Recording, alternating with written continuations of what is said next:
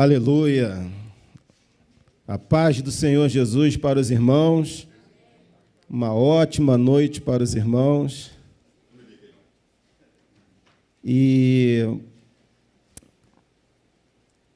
quero iniciar, o pastor falou algo bem interessante aqui sobre a construção do templo, né? Então ele disse, olha, tem alguns locais ainda perigosos. E a minha mensagem tem a ver um pouquinho com, não com construção, mas com essa questão do perigo. Eu orando ao Senhor, pedindo uma direção, e aí o hino que diz, eu tenho um chamado, o Evangelho a anunciar, e eu não posso me calar. E numa casa, né, as irmãs, elas sempre têm um cuidado, né, um cuidado com o medicamento, né? Quem tem filhos não pode deixar o medicamento à mão das crianças, não pode deixar o álcool próximo de fogo e também à mão das crianças. Os pais quase sempre estão preocupados aonde vai colocar a cama. Então, se mora num apartamento, se a cama da criança vai ficar próximo de uma janela. E com o desenvolver, né, da tecnologia também, nós que temos, quem dirige, anda lá no veículo, tem que usar o cinto de segurança, o airbag foi criado, enfim. A humanidade ela vai buscando uma forma de proteger o ser humano, porque isso já é entendido. O ser humano é essa joia da criação. Então, temos que protegê-lo. Alguns querem proteger com outro objetivo, o objetivo de manter esse cidadão consumindo, que também temos esse ponto. E Jesus não é diferente. A palavra de Deus, ela não é diferente, ela sempre vai nos mostrar alguns caminhos, e o Senhor Jesus, ele sempre vai trazer a gente para essa questão do cuidado, para a questão do perigo. Não é só do tipo regra, não toque, não mexa, não é isso. É porque nós, nesse contexto, somos preciosos. Tanto é que ele entregou a vida dele, e disso a gente sabe. A mensagem ela é mais direcionada para nós, como igreja. Né? Foi dito aqui na semana passada, no culto, que está havendo uma construção com o objetivo de receber mais gente. Eu louvo a Deus pela quantidade de pessoas que vi aqui. Era um culto festivo, mas eu tenho observado que tem crescido. E isso, de fato, é obra de oração. Então, qual é o nosso papel também? O nosso papel é ensinar todo o desígnio do Senhor. Mais do que a construção do templo, mais do que o ambiente de culto, o grande objetivo por trás de tudo isso é formar pessoas e levar pessoas a viver em Deus, com Deus, para Deus. Esse é o foco de tudo. E aí eu quero entrar na mensagem com vocês, que está ali em Lucas, no capítulo 18, do versículo de 1 a 8. Hoje, a gente tendo tempo, vamos passear um pouquinho pela palavra de Deus.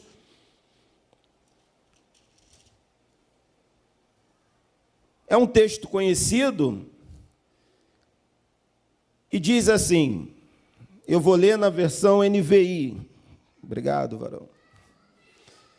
Então Jesus contou aos seus discípulos uma parábola para mostrar-lhes que eles deviam orar sempre e nunca desanimar. Ele disse, em certa cidade havia um juiz que não temia a Deus, nem se importava com os homens. E havia naquela cidade uma viúva que se dirigia continuamente a ele, suplicando-lhe, faze-me justiça contra o meu adversário. Por algum tempo ele se recusou, mas finalmente disse a si mesmo: embora eu não tema a Deus e nem me importe com os homens, esta viúva está me aborrecendo. Vou fazer-lhe justiça para que ela não venha mais me importunar. E o Senhor continuou: ouçam o que diz o juiz injusto. Acaso Deus não fará justiça aos seus escolhidos que clamam a Ele dia e noite, continuamente fazendo-os esperar? Eu lhes digo, Ele lhes fará justiça, e depressa. Contudo, quando o Filho do Homem vier, encontrará fé na terra? Os textos sagrados, eles quase sempre, boa parte das pessoas que eu conheço, que são religiosas, quando eu digo religioso, e nós também somos caracterizados como religioso, mas eu digo aqueles que vêm buscar no texto apenas respostas para aquilo que saem do coração deles.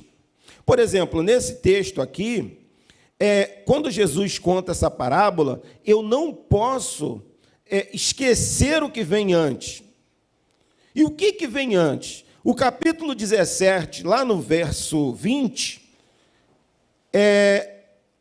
os fariseus vão fazer uma pergunta para Jesus, e a pergunta vai ser o seguinte: quando virá o reino de Deus? Eles não estão preocupados com o reino em si, eles não estão preocupados com o rei desse reino, eles estão preocupados com o tempo, com quando, que dia, que hora. Fala aí, eu quero saber se você realmente sabe. Eu fico imaginando se Jesus dissesse assim: vai ser em 2030. O que eles iriam fazer? Imagine esse tipo de resposta.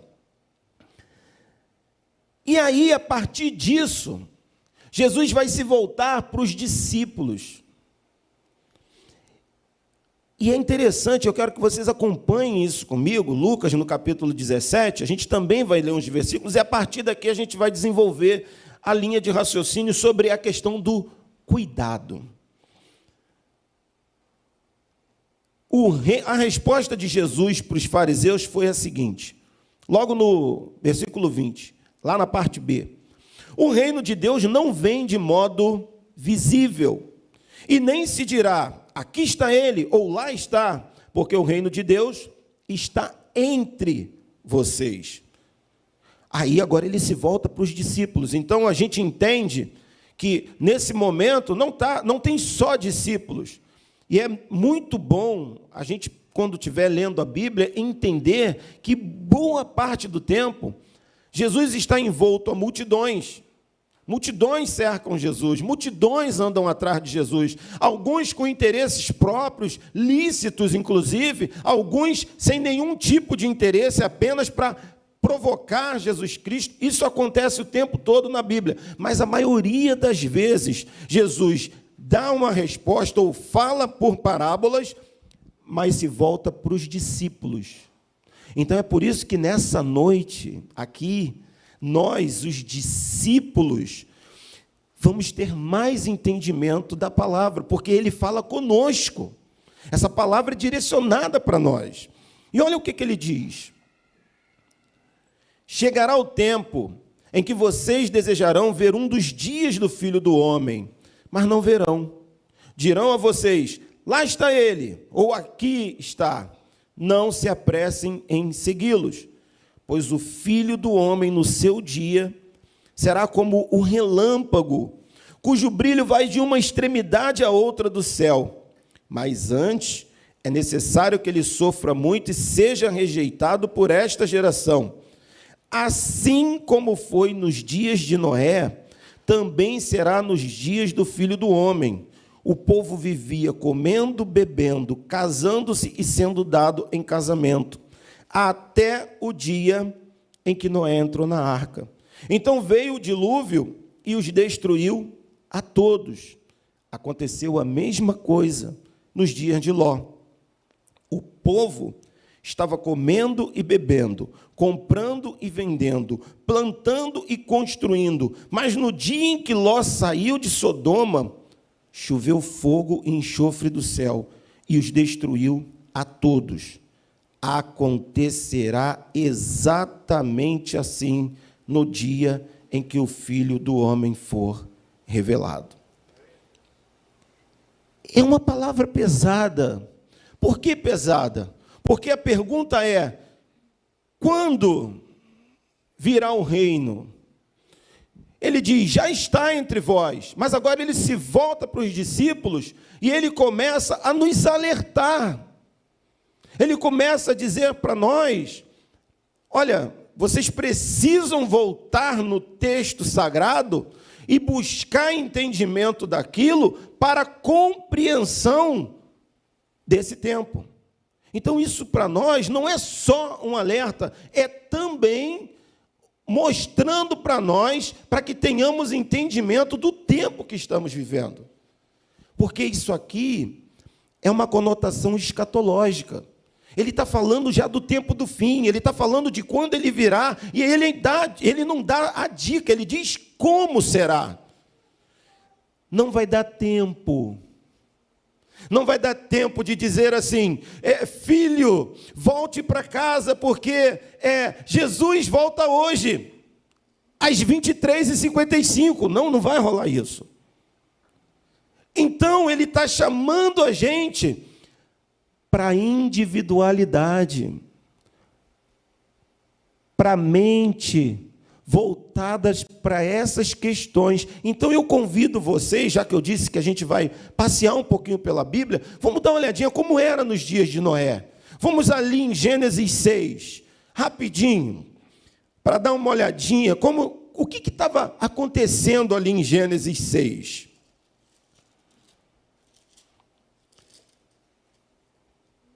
Olha aqui no versículo 1, diz assim, quando os homens começaram a multiplicar-se na terra e lhe nasceram filhas, os filhos de Deus viram que as filhas dos homens eram bonitas e escolheram para si aquelas que lhe agradaram. Então disse o Senhor, por causa da perversidade do homem, meu espírito não contenderá com ele para sempre, ele só viverá 120 anos. Naqueles dias, havia nefilins na terra e também posteriormente, quando os filhos de Deus possuíram as filhas dos homens, e elas lhe deram filhos. Eles foram os heróis do passado, homens famosos. O Senhor viu que a perversidade do homem tinha aumentado na terra e que toda inclinação dos pensamentos do seu coração era sempre e somente para o mal. Então o Senhor arrependeu-se de ter feito o homem sobre a terra, e isso cortou-lhe o coração. Disse o Senhor, farei desaparecer da face da terra o homem que criei, os homens e também os grandes animais, e os pequenos e as aves do céu. Arrependo-me de havê-los feito. A Noé, porém, o Senhor mostrou benevolência. Olha como é que está a terra. A perversidade é generalizada. As pessoas não estão mais dando atenção. Jesus, lá na frente, está apontando para esse dia. Mas por quê? Por isso, para que a gente volte para cá e a gente passe a refletir e a gente também, hoje, olhe para a nossa sociedade. Será que a perversidade é grande nessa terra? Será que quando você liga o jornal, o cidadão está à espreita ali, e é a bolsa da senhora, é a bolsa do senhor, não tem se está na cadeira de roda ou não? Será que quando a gente, acabei de vir ouvindo uma notícia, que ela é extremamente imoral, mas está na lei, os nossos governantes são só 550 e alguma coisa, gastaram com jantares, só comida, tá? Lanchinho, eu não vou falar o nome das lojas, minha filha estava até ouvindo comigo, 49 milhões. Um prato de bacalhau de 250, um jantarzinho para 3 pessoas, 2.500, um fez para 90 pessoas, ao custo de R$22 mil, jantar. Mas isso aí a gente já conhece, mas a perversidade não está só nisso. A perversidade está, por exemplo, alô, oi, pai, eu fui sequestrada, pai. Alguém aqui já recebeu esse tipo de ligação? Eu já. Mas eu olhei para o quarto e falei, gente, eu não sabia que eu tinha outro filho. Falei, cara, ó, pode levar. Você ligou para o cara errado. Mas não só isso. É sequestro, é maldade aumentando, é amor efetivamente esfriando, que a gente, inclusive, fica com dificuldade de entender o que efetivamente significa a palavra amor. É uma vida de consumo exagerada, é uma vida de promiscuidade exagerada, e isso tudo vem entrando na nossa mente dia após dia, todo santo dia, aquilo ali vem batendo,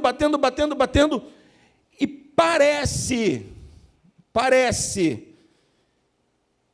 que esse Senhor aqui de Noé, que ainda eu creio ser o meu Senhor, o nosso Senhor, continua dizendo para nós ainda nessa geração, falta pouco para eu levar vocês.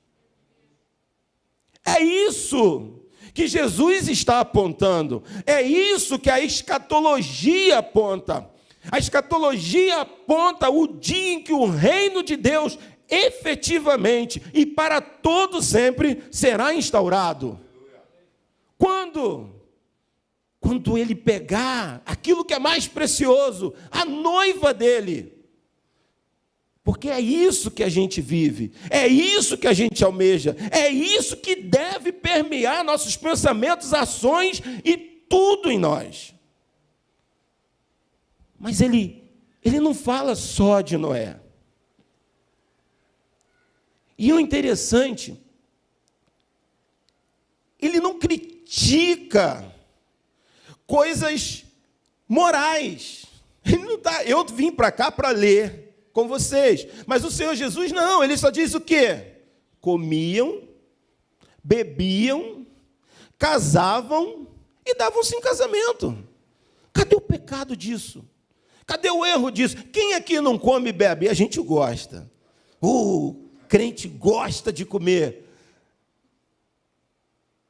E a gente fala para que crente case. Meus filhos escutam isso o tempo todo. Estou orando direto. Calma, Raquel, não fica chateado. Eu gosto de usá-los como exemplo. Mas isso é uma realidade, a gente quer que case. Mas então o que Jesus está chamando a nossa atenção? Por que ele está falando sobre isso? Se não é um erro nenhum. Mas ele nos chamou a atenção sobre os dias de Noé. Estava todo mundo vivendo a vida numa boa. Estava todo mundo dizendo, passando, olha, se vocês não leram, aos novos convertidos, eu sugiro, comece em Gênesis, mesmo que você não entenda muita coisa, mas vai embora, vai lendo, e quando chegar lá em Apocalipse, volta de novo para Gênesis, mas faça isso. Você vai ver que maravilha. Só que aqui, pensem numa coisa, não choveu, e de repente um cara começa a construir uma coisa num lugar que aquela coisa não tem utilidade. É uma arca. E esse cara coloca uma madeira, coloca uma segunda madeira, e alguém passa e diz, o que é isso aí? É um bar novo, um restaurante novo? É um templo? O que é isso? Ele diz, é uma arca. Arca? Mas o que é uma arca? Cara, eu também não sei não, mas me deram uma planta. Quem deu uma planta? Deus. Quem? Deus. E Deus lá fala com um homem, rapaz? E Deus lá fala com alguém? É a geração de hoje.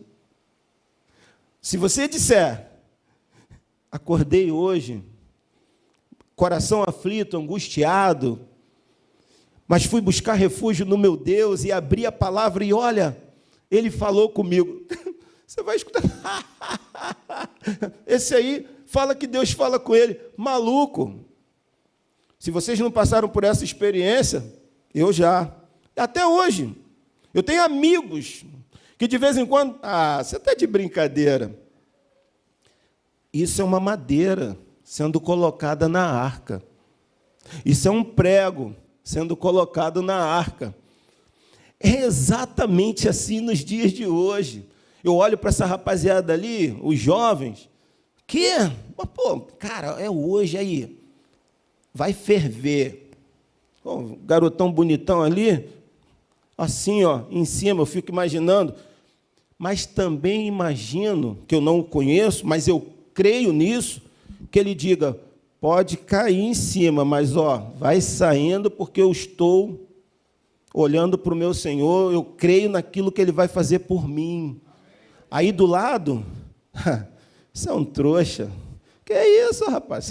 Você é um otário. Eu tenho que usar essas palavras porque são essas as palavras. Estou mentindo? E isso não é para ele, para nós também. Para nós também. Mas cada vez que, em amor a Jesus, entendendo o que de valor a gente tem, porque, sinceramente, irmãos, sua casa não é valor. Seu carro não é valor. Seu emprego não é valor. Sua vida, que você diz sua vida, só tem valor em Cristo. Só assim. Então, está na hora de nós colocarmos o que chamamos de pingo nos is. É hora de nós colocarmos os olhos naquilo que efetivamente tem valor. E o que Lucas 1 começa a dizer? Contou-lhes uma parábola sobre ou a respeito de orar sempre e nunca esmorecer. Mas quando ele conta isso, ele está falando dessa questão escatológica. Então, parece que o link que Jesus está fazendo e o que ele está chamando a nossa atenção é que até os motivos nossos de oração não devem, não podem ser egoístas, nem egocêntricos. Eles precisam ser focados nesse ponto escatológico. A nossa alma, ao acordar, tem que esperar o seguinte: Jesus, é hoje. Mas a maioria, não, Jesus só pode voltar depois do casamento. Então, o que tem mais valor? Reduzimos o plano de Deus e propósito a um dia de casamento. Não, Jesus só pode voltar depois que eu concluir isso ou aquilo. A música é, eu tenho um chamado do Evangelho a anunciar, e eu tenho que sair hoje. Eu não posso perder tempo. No meio disso a gente tem, olha os concorrentes. Eu vou ter que falar. HBO, Net e X, S-Book, Instagram, Tutite. Não, eu tenho que fazer assim, senão vou ter que cobrar royalties, pastor. Né?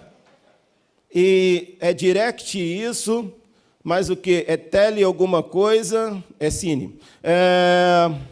Mas o quê? É Prime não sei o quê.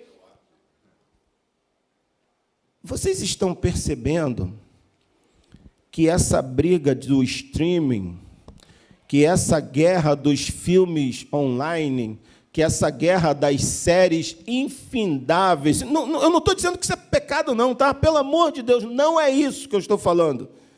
Mas o que eu estou dizendo é que tudo isso te faz ficar de modo tão confortável confortável neste mundo, que parece que o mundo é aqui, real. Isso é uma matrix, a gente tem que sair dela, porque o mundo real não é esse. Espera aí, irmão, que isso? Está ficando maluco?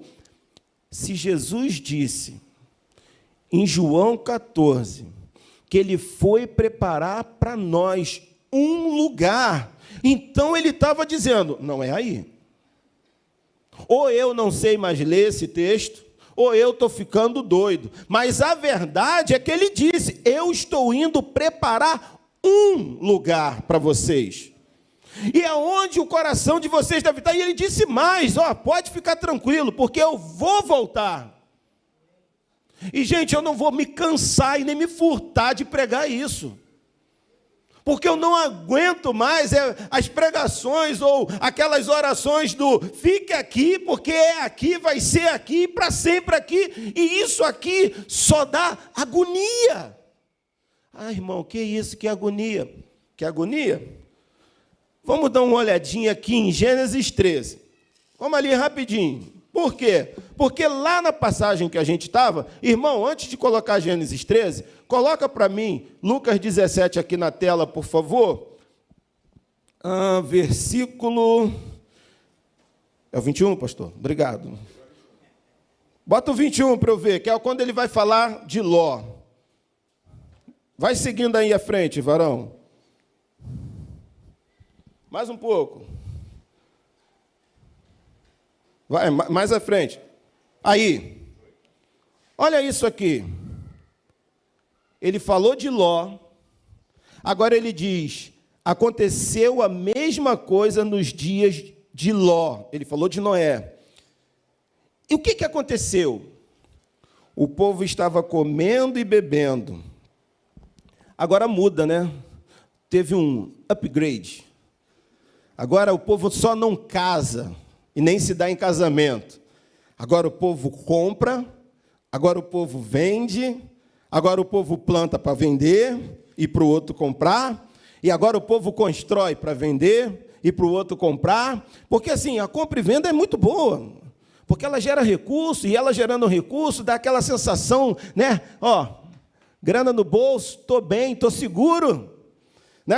Muita gente diz isso, se eu tivesse o plano de saúde A, se eu ganhasse X, ou se eu morasse no lugar A, isso não aconteceria. É verdade que o dinheiro traz uma boa qualidade de vida. Eu não vou dizer que não. Eu não vou dizer que o cara que passa mal e desce um helicóptero lá na casa dele, ou que ele tem um home care dentro de casa, ou que ele tem acesso às benesses que a gente pode, que está à disposição, mas nem para todo mundo. Isso é uma verdade, não é loucura. E eu não prego contra, não é isso. O que eu prego é colocar o coração nisso. Porque aqui, Jesus está dizendo, o que estava rolando lá? Comendo, bebendo, novamente, não tem nada de mal nisso. Mas vamos ver como era a vida lá, né? Para que a gente entenda o que Jesus está dizendo aqui. Abraão vai se separar de Ló, no capítulo 13 de Gênesis. E eu dando trabalho para o irmão, mas vem comigo, irmão. Lá no versículo 10. Olha o que diz. Olhou então Ló e viu todo o vale do Jordão, todo ele bem irrigado até Zoar. Era como o jardim do Senhor, como a terra do Egito. Isso se deu antes do Senhor destruir Sodoma e Gomorra. Ló escolheu todo o vale do Jordão e partiu em direção ao leste. Assim, os dois se separaram. Abraão ficou na terra de Canaã, mas Ló mudou seu acampamento para um lugar próximo a Sodoma, entre as cidades do vale. Ora, os homens de Sodoma eram extremamente perversos, lá em Gênesis 6, perversos. Aqui, extremamente perversos, a coisa está piorando. E pecadores contra o Senhor. O que Jesus estava dizendo para nós é que essa gente perversa, essa gente pecadora estava ouvindo. Aí vocês dizem, o quê? Irmão, eu li aqui, mas não diz que Ló pregava o evangelho. Não, não está aqui. Segunda carta de Pedro. Varão, vem comigo. Segunda carta de Pedro, capítulo 2. Lá no finalzinho da Bíblia.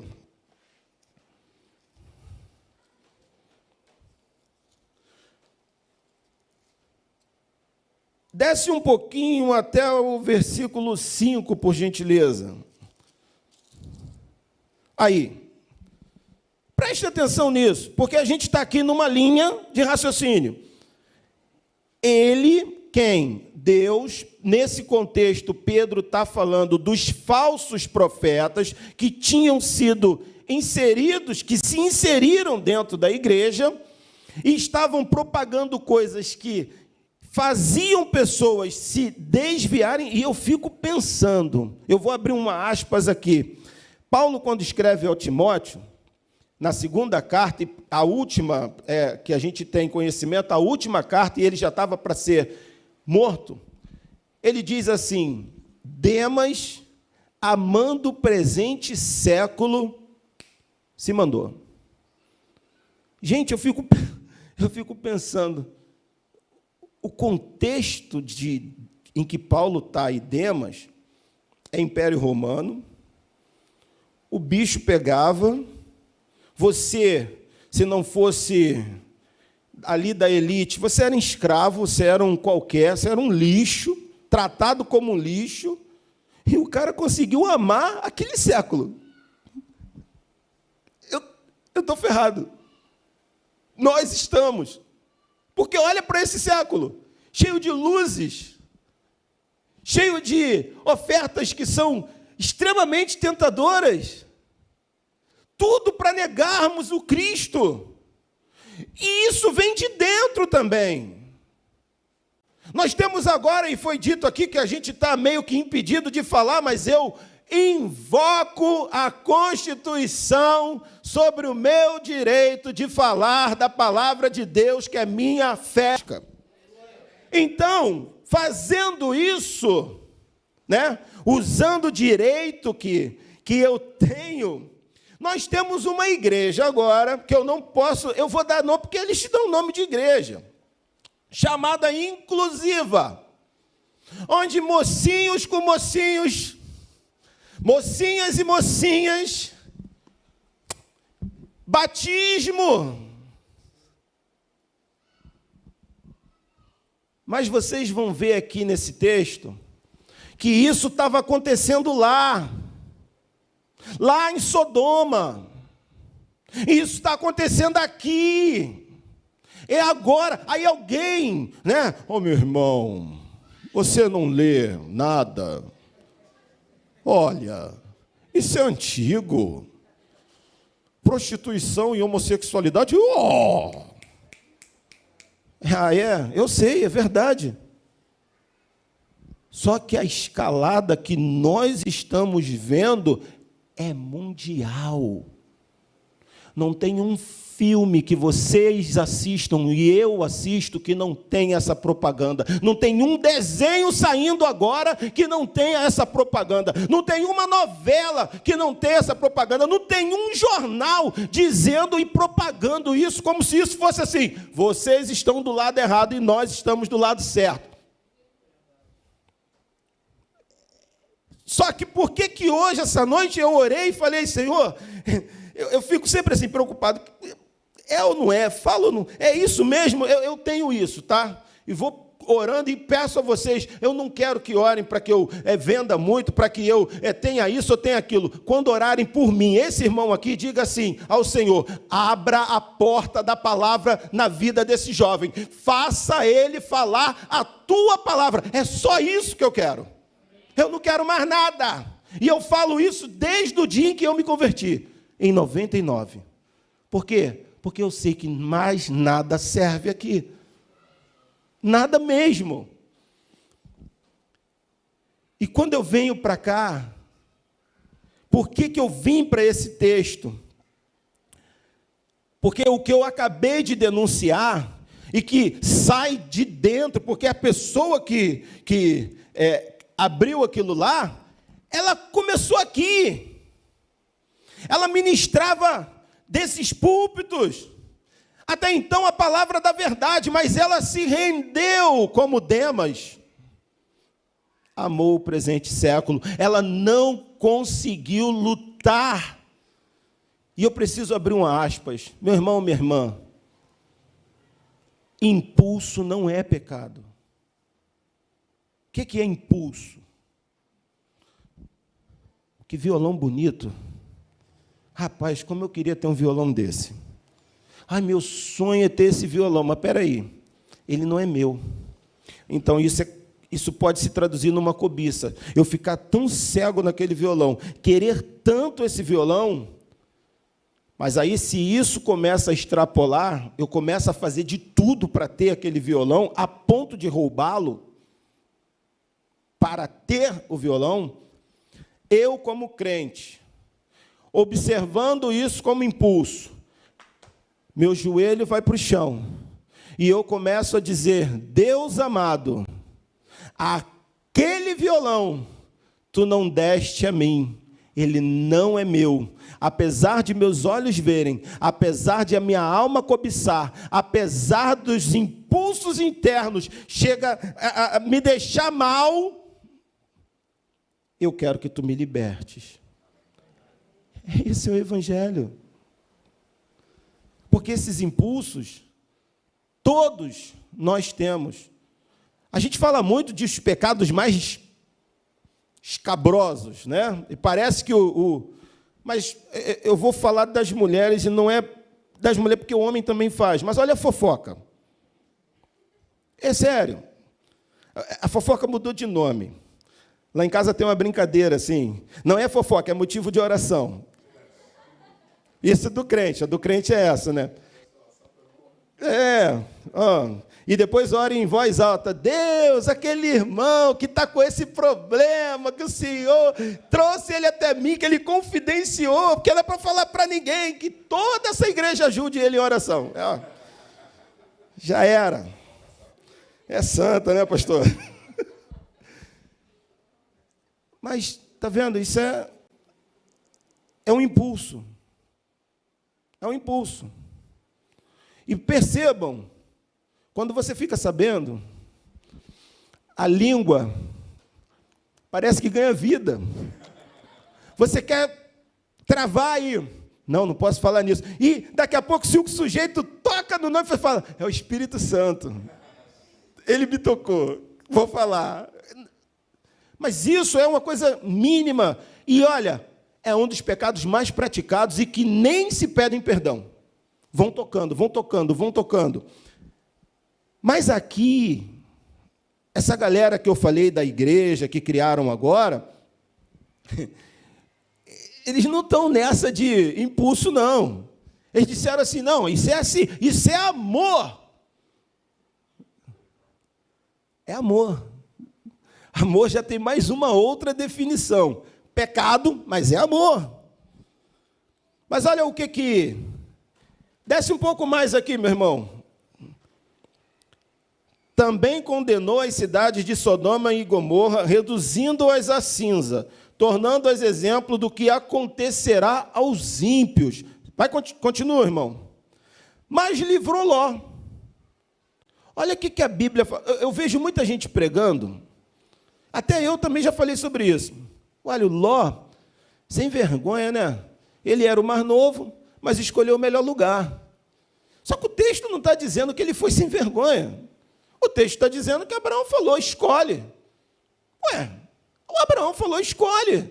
E o cara falou, tem certeza? Tem, então eu vou escolher. Mas olha aqui o texto aqui dizendo, homem justo, que se afligia com o procedimento libertino dos que não tinham princípios morais.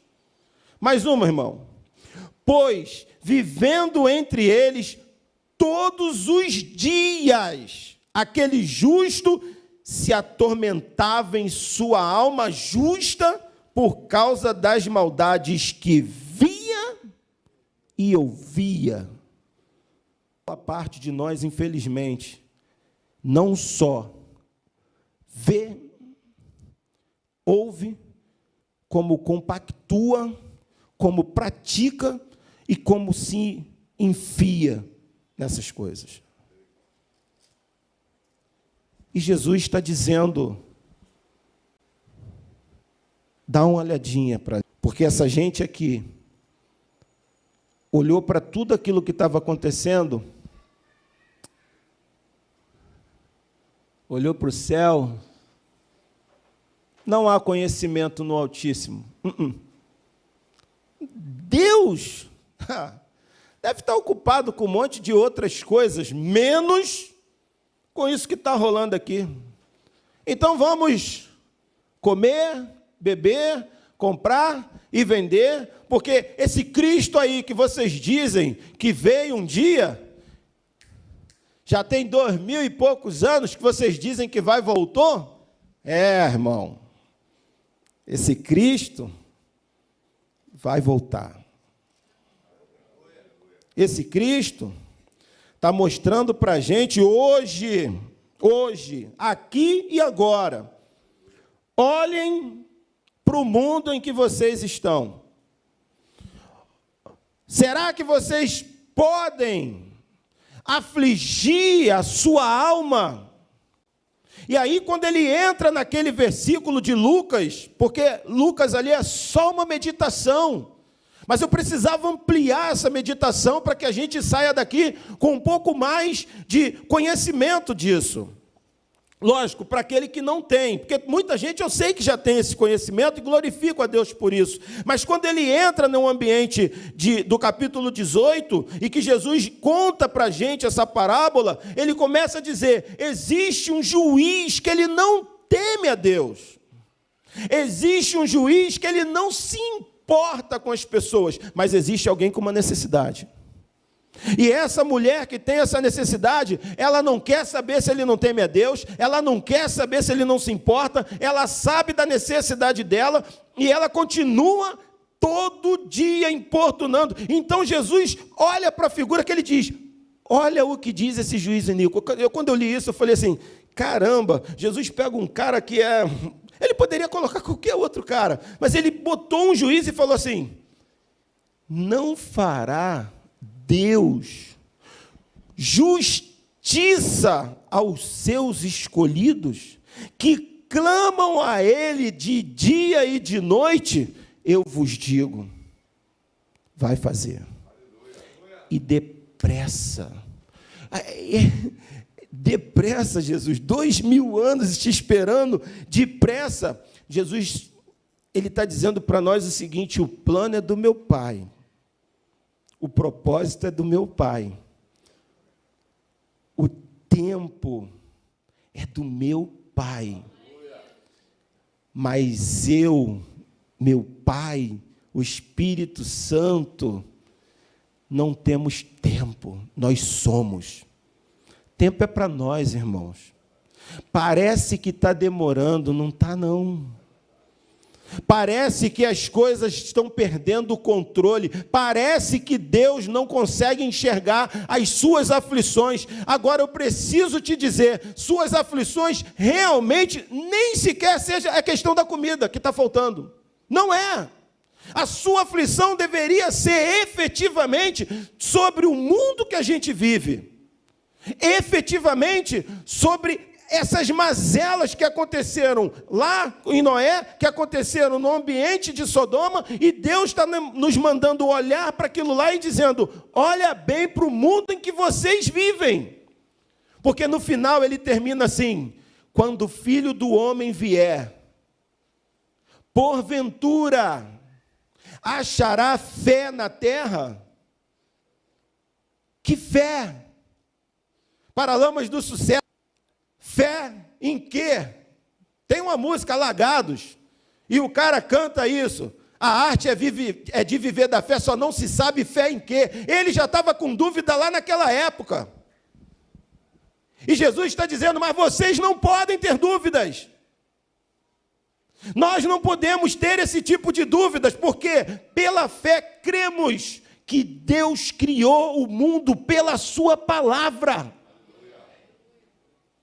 A nossa fé não é baseada nas circunstâncias, a nossa fé não pode ser alicerçada nesse muro frágil das coisas que a gente consegue, seja saúde, seja dinheiro, seja carro, seja emprego. Isso rui com o tempo, isso cai, isso muda. Mas a palavra do Senhor permanece eternamente. E nessa noite, Ele nos chama. E eu não ouso, eu respondo por mim. E Ele termina dizendo: quando o Filho do Homem vier, vai encontrar fé na terra? Que o Senhor nos abençoe nessa noite. E que Ele seja o árbitro dos nossos corações.